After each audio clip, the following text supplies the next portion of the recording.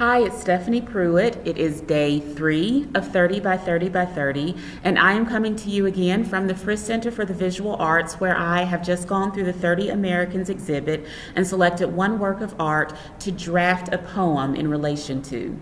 Today I chose a piece by Purvis Young. Purvis Young is an artist. Many people call him an outsider artist or a folk artist.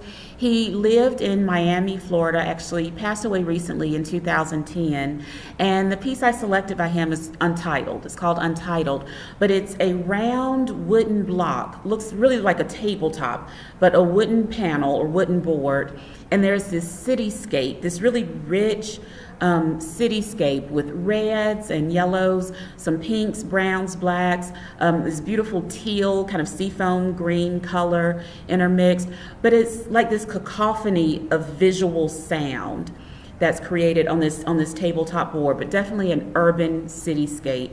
And I think cacophony is a really good word when you think about just all of the things going on visually, but experientially, when we think about urban areas, there are often these ideas we get of what they are, what we assume that they are, that are often very noisy in our minds. I don't know. Why don't I read the draft, and I'll talk about the process a little bit.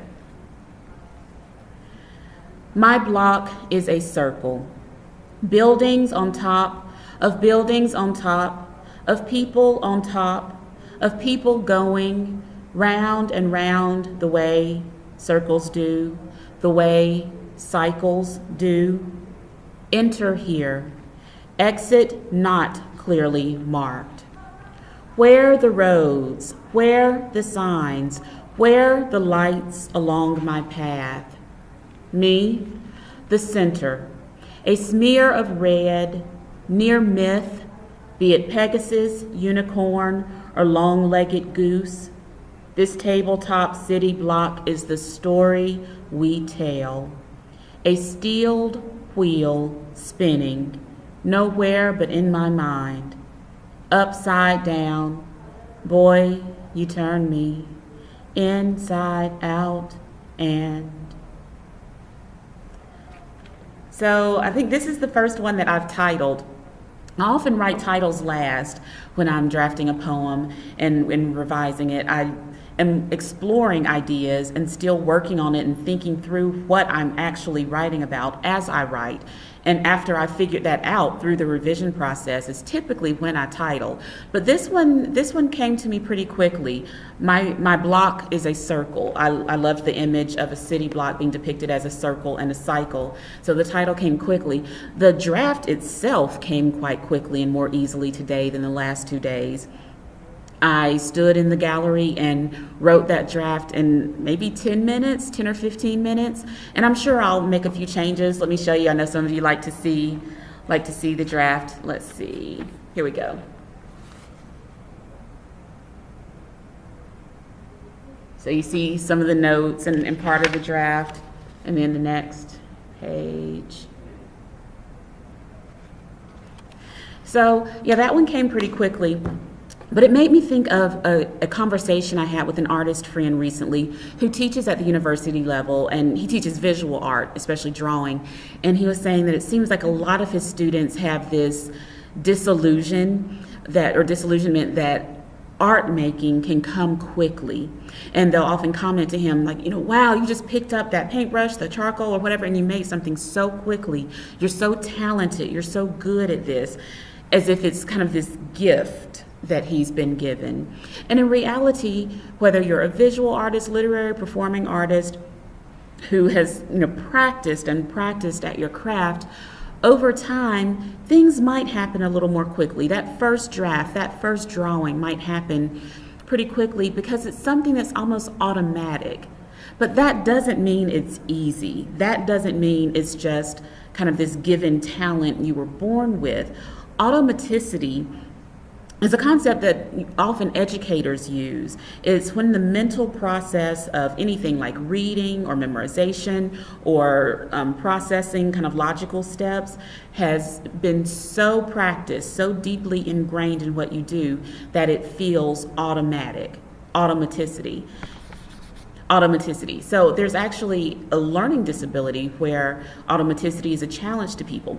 Well, as artists, my point here, as artists, when you go to your studio day after day, when you're practicing on the stage, writing, whatever it is, day after day, hopefully it kind of burns this groove into your creative way-making process that speeds things up a little bit. But it's not always a compliment when people kind of looking from the outside in just say, oh, you're so good at that, you're so talented, you did that so easily, you make it look easy. It doesn't mean that it's any easier, it's just more automatic, if that makes sense. I don't know. I'm really getting excited about this whole 30 by 30 by 30 project. I'm understanding more of what I'm trying to do. I've become a little more comfortable just in these 3 days and walking in and just sitting in the floor, even as people are walking around. Maybe they feel like it's some kind of live performance, this miscellaneous woman sitting in the floor at the Frisk Center writing. I'm having fun kind of changing my process and challenging the way I'm doing things. Just like you'll probably notice over the course of these 30 days, my hair changes fairly often. I think when I have this foundation of stability, there's certain things about me that I figured out they work, that's what I'm going to do, and just kind of keep going. Everything from the type of necklaces I wear or, whatever it is, the way that I read books, the way that I engage with artwork. Often there's some things that are very stable and stay the same, but that gives me a foundation to kind of radically change in other areas. So you'll notice my hair changes all the time. It's a fun way for me to express myself. In some ways it is a political statement about what hair is and what it should do. In other ways, it's not political at all. It's just I felt like a change this morning. Whatever my reasons, I'm learning a lot about risk and change and what allows me to kind of make these shifts creatively and in the way that I'm expressing forwardly. I'm enjoying this. Again, I really appreciate the comments you all are making. Please continue to make comments, ask questions, in the YouTube feed, on the blog, Facebook, social media. We've got a few hashtags. We're starting to really get the social media thing going. So share these videos or make comments using the hashtag 30 by 30 by 30. That's 30x 30x 30. We'll keep the conversation going. And of course, as you hear these drafts and the conversation we're having, if you're interested in seeing the works in person, come hang out at the Frisk Center. The exhibit is really fantastic.